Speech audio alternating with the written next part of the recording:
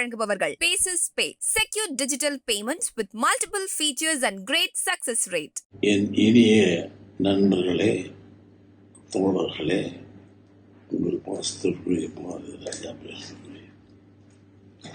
சில நேரங்களில் சில விஷயங்களை சந்தோஷமாக பகிர்ந்து கொள்ள வேண்டியிருக்கிறது.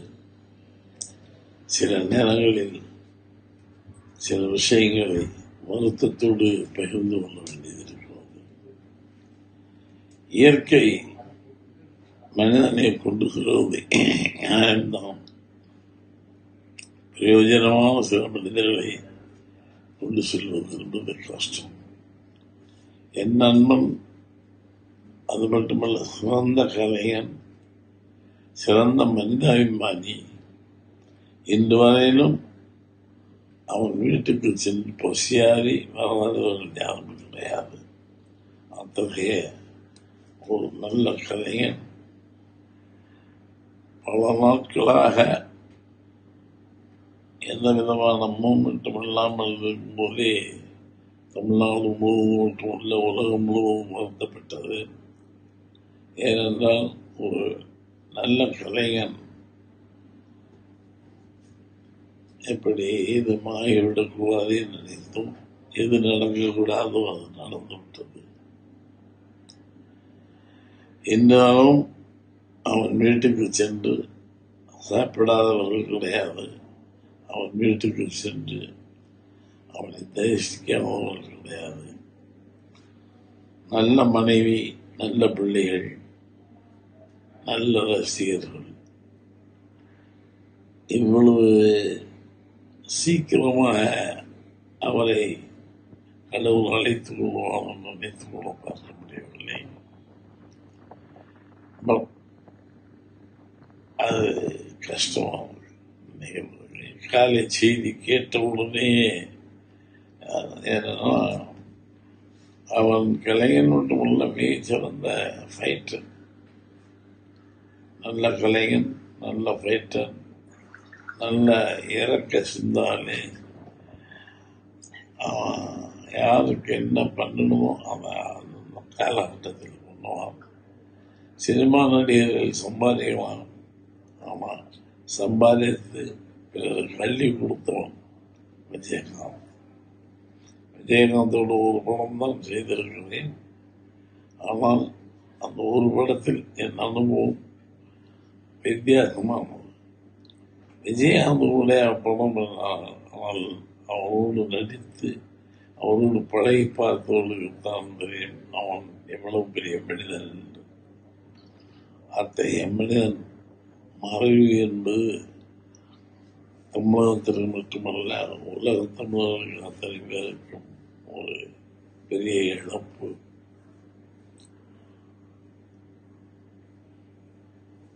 என்ன செய்வது? சில நேரங்களில் இயற்கை தவிர்க்க முடியாமல் ஒன்று. என்னால் உடல்நிலை சரியில்லை, நடப்பவர்கள் கூட முடியவில்லை. ஒவ்வொரு காலகட்டத்திற்கும் ஒரு மனிதனுக்கு இது உண்டு. அதுபோல இந்த காலகட்டத்தில் பாரதி ராஜாவால் ஆக்டிவாக நடந்து சென்று பார்க்க முடியவில்லை என்று கவலை இருக்கிறது. விஜயகாந்த் வெற்றிப்படி நாட்டியம். விஜயகாந்த் நடிப்பால் உயர்ந்தவன். விஜயகாந்த் மனித தன்மையாக உயர்ந்தவன். அவருடைய ஆத்மா சாந்தி அடைய, அவர் குடும்பம் ஆத்மா சாந்தி அடைய நான் என்னுடைய வருத்தங்களை எல்லாம் தெரிவித்துக் கொள்கிறேன். அவருடைய ரசிகர்களுக்கு நான் கூறுவதெல்லாம், நீங்கள் எதையும் செய்ய வேண்டாம். விஜயகாந்த் மனிதர்களுக்காக என்ன செய்தாலும் அதை செய்தாலே போகும். நீங்கள் அவருக்கு கொடுக்கின்ற ஆத்மாவாகும். அவர் ஆத்மா சாந்தி அடைய நான் கடவுளை பிரார்த்திக்கிறேன். கேப்டன் விஜயகாந்த் மறைவு மிக அதிர்ச்சி அளிக்கக்கூடிய ஒரு விஷயமாக இருக்கிறது. நண்பர்களால விஜி என்று செல்லமாக அழைக்கப்படக்கூடிய ஒரு நல்ல இனிய நண்பன் தான் விஜயகாந்த். 40 ஆண்டு கால நட்பு எனக்கும் விஜயகாந்துக்கும். பல படங்கள் நடித்திருக்கிறோம். தமிழ் திரைப்படத்தில் மிக அதிகமான 100 நாட்கள் படமும் சில்வர் ஜூப்ளி படமும் கொடுத்தவர் விஜயகாந்த். நலிந்த நடிகர்களுக்கு என்ன உதவி வேணுமோ அதை உடனடியாக செய்து கொடுக்கக்கூடிய நல்ல மனம். ஒரு நாளைக்கு சுமார் 200லேருந்து 250 பேர் அவர் ஆபீஸ்ல சாப்பிட்டுட்டே இருப்பாங்க. அந்த அளவுக்கு ஒரு பரோபகார குணம். நடிகர் சங்க தலைவராக விஜயகாந்த் இருந்தபோதுதான் நடிகர் சங்கத்தினுடைய கடன்கள் அடைக்கப்பட்டு எந்த கடனும் இல்லாமல் நடிகர் சங்கம் ஒரு கம்பீரமாக இருந்ததுன்னா அது விஜயகாந்த் காலம்தான் பொற்காலமாக இருக்கும். கேப்டன் விஜயகாந்த் என்றால் அந்த கேப்டன்ஷிப்புக்கு உண்டான அனைத்து தகுதிகளும் நிரம்ப பெற்றவர். மிக நேர்மையானவர். அதனால்தான் அரசியல் அவருக்கு சரியா ஒத்து வரல. நான் நினைத்ததை சொல்லக்கூடிய ஒரு மனோபாவம் அவருக்கு. நிறைய டைரக்டர் தயாரிப்பாளர்களை உருவாக்கி அவர்களுக்கு பெரிய வாழ்க்கை கொடுத்தவர் விஜயகாந்த். அவருடைய ஆத்மா சாந்தி அடைய வேண்டும் என்று பிரார்த்திக்கிறேன். அந்த குடும்பத்தாருக்கு என்னுடைய அனுதாபங்களை தெரிவித்துக் கொள்கிறேன். விஜயகாந்த் கடவுள் நம்பிக்கை மிக்கவர், தான தர்மம் எல்லாம் செஞ்சவர். அவருக்கு கண்டிப்பாக சொர்க்கத்தில் ஒரு இடம் உண்டு. அவர் ஆத்மா சாந்தி அடையட்டும். ரொம்ப அதிர்ச்சியாக இருக்குது, ரொம்ப வேதனையாகவும் இருக்குது விஜயகாந்த் சாருடைய இந்த மறைவு செய்தி. சின்ன வயசுலேருந்தே நான் சாருடைய பெரிய ஃபேன். ஃபஸ்ட் ஷோ பார்க்குற ஒரு கேரக்டர். எத்தனையோ நாள் ஸ்கூல் கட் அடிச்சுட்டு படத்துக்கு போயிருக்கேன், அவருடைய படத்துக்கு மட்டும். இந்த நேரத்தில் அவருடைய குடும்பத்தாருக்கும் அவருடைய ரசிகர்களுக்கும் தொண்டர்களுக்கும் அனைவருக்கும் என்னுடைய ஆறுதலை சொல்லிக்கிறேன். விஜயகாந்த் சார் நம்மளை விட்டு போனாலும் அவர் செஞ்ச நல்ல காரியங்கள் இன்னும் பல நூற்றாண்டுகள் இருக்கும். அவருடைய ஆன்மா சாந்தி அடைய எல்லாம் இறைவனை வேண்டிக்கிறேன். நன்றி.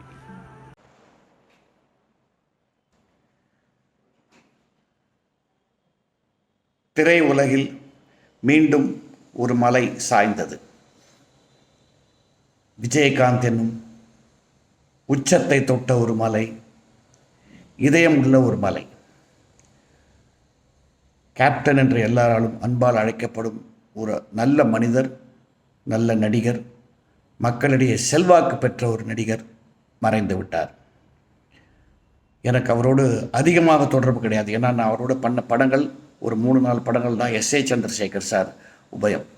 பட் அந்த 3-4 படங்கள்லேயே நான் அவரோட பழகின விதம், அவர் நேருக்கு நேர் பேசக்கூடிய மனிதர். ஒரு வெறும வாயால் பேசுகிற மனுஷர் இல்லை, இதயத்தால் பேசுகிறாருங்கிறது தான் நான் அவர்கிட்ட புரிஞ்சுக்கிட்டது. அதுக்கப்புறம் அவரை பற்றி சேகரித்த பல விஷயங்கள் தெரியும்போது அவரை மாதிரி அடுத்தவங்களுக்கு ஹெல்ப் பண்ணவங்க ரொம்ப ஃபியூ இந்த ஃபிலிம் இண்டஸ்ட்ரியிலன்னு தெரிஞ்சு போச்சு. எத்தனை பேருக்கு எஜுகேஷன் ஹெல்ப். ஆனால் எதுக்குமே அவர் பேர் வாங்கினதில்லை, அதுக்கு தனக்கு பப்ளிசிட்டி கிடைக்கணும்னு ஆசைப்பட்டதில்லை. நல்ல மனிதர். அவர் இந்த சினிமா உலகத்தில் இல்லை என்னும்போது கண்டிப்பாக ஏதோ ஒரு பெரிய ஒரு தூண் சாஞ்சா மாதிரி தான் ஒரு ஃபீலிங் வருது. எத்தனையோ இன்னல்களை ஃபேஸ் பண்ணார் அவர் மண்டபத்துக்கு வந்த இன்னல்கள், அப்புறம் அரசியலில் அவர் ஃபேஸ் பண்ண எதிர்ப்புகள் எல்லாத்தையும் மீறி அந்த கட்சியில் என்ன ஒரு செல்வாக்கோடு இருந்தார். இன்றும் மக்கள் மனதிலே அவர் இருக்கிறார், அவர் ஒரு இடத்தை பிடித்திருக்கிறார்.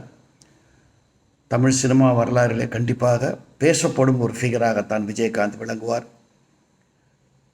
அவர் குடும்பத்துக்கும் மனைவிக்கும் என்னுடைய ஆழ்ந்த இரங்கல்.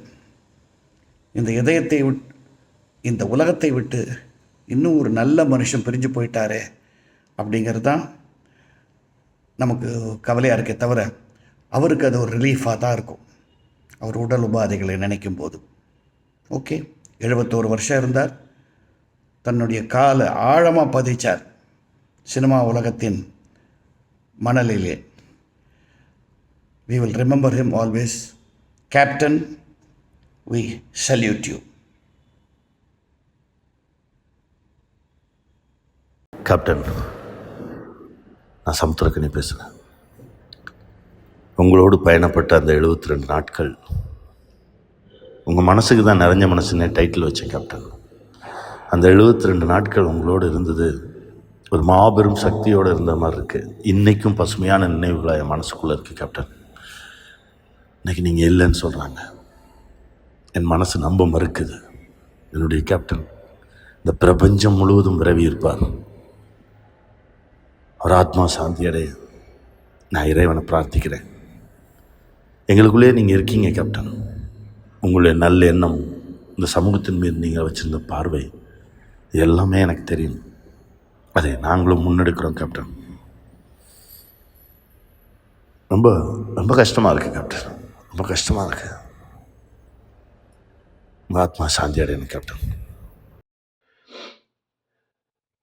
கேப்டன், விஜயகாந்த் அண்ணா வந்து இறந்துட்டாருன்ற விஷயம் வந்து இப்போ தான் கேள்விப்பட்டேன். ஆனால் என்னை மன்னிச்சிடுங்க, முதல்ல என்னை மன்னிச்சிடுங்க. நான் சத்தியமாக இந்த நேரத்தில் நான் உங்கள் பக்கத்தில் இருந்து உங்கள் முகத்தை ஒரு முறை பார்த்து ஒரு காலத்தொட்டு கும்பிட்டு அவங்க கூட இருந்திருக்கணும். நான் வெளிநாட்டில் இருந்தது என் தப்புன்னா என்னை மன்னிச்சிடுங்க. ஏன்னா நான் வந்து நல்லது செய்கிறது வந்து சாதாரண விஷயம் இல்லை. எங்களை மாதிரி ஆளுங்க நல்லது செய்கிறது சாதாரண விஷயம் இல்லை. எங்கேயோ ஒரு யார்கிட்டயும் இருந்தோது கற்றுக்கிட்டு இருந்திருக்கணும். அது நான் உங்ககிட்ட நான் கற்றுக்கிட்டேன், சத்தியமாக சொல்கிறேன். ஏன்னா அவங்க அலுவலகத்தில் வந்து கிட்டத்தட்ட 20 வருஷம் முன்னாடி நான் கேள்விப்பட்டிருக்கேன்.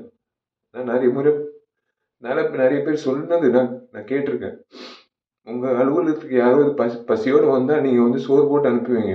அதே தான் நான் வந்து நானும் செய்யணும் அப்படின்னு இறங்கினேன். அதே மாதிரி நீங்கள் எவ்வளோ உதவி பண்ணியிருக்கீங்க இந்த சமுதாயத்துக்கு.